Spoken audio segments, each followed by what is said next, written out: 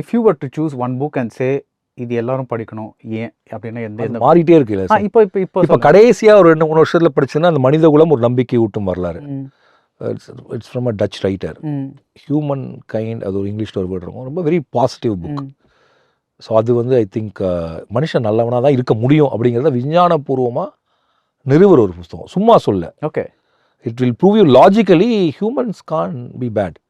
எப்படி மனிதர்களால் இன்னொரு மனிதனை கொல்ல முடியும்? இல்லை, அந்த புக் வந்து like you can believe it. அது என்ன சொல்லுவாங்கன்னா, செகண்ட் வேர்ல்டு வாரில் போய் எல்லாரும் துப்பாக்கி 100 பேர்ட்ட கொடுத்தாங்களாம். ஃபயர்னா 98 பேர் சுடவே இல்லையா, எங்கேயோ சுட்டாங்களாம். அவனால் மனிதனை பார்த்து சுட முடியலையா. அப்படி எல்லாராலையும் துப்பாக்கியை கையில் கொடுத்து மனிதனை பார்த்து சுடுன்னு சொல்லி சுட முடிஞ்சுதான் மனிதனை மிச்சம் இருந்திருக்க மாட்டான் அப்படின்னு சொல்கிறாங்க.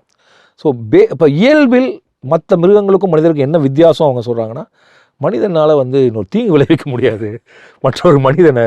அதனால தான் இந்த இனம் பல்கி பெருகி நாகரிகம் வளர்ந்து குறைகளை நிவர்த்தி செஞ்சு முன்னேறி போயிட்டே இருக்கான். என்னதான் நீங்கள் வந்து இந்த மனித குலத்தில் என்ன அணுகுண்டு கண்டுபிடிச்சா என்ன கண்டுபிடிச்சாலும் இந்த உலகத்தில் இருக்கக்கூடிய மனிதன் அழியவே மாட்டான்.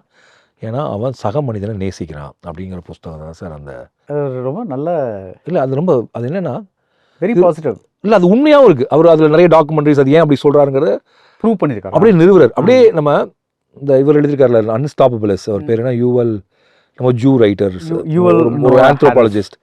அவர் எழுதுறதுக்கு நேர் எதிரான ஒரு புஸ்தகம். இவர் வந்து ஃபியூச்சரில் சூப்பர் ஹியூமன் பீயிங்ஸ் வந்துடுவாங்க, இப்படி ஆகிடும் அப்படின்னா, இவர் சொல்கிற ஃபியூச்சர் வந்து என்ன நடந்தாலும் humans are beautiful, they can't spoil anything.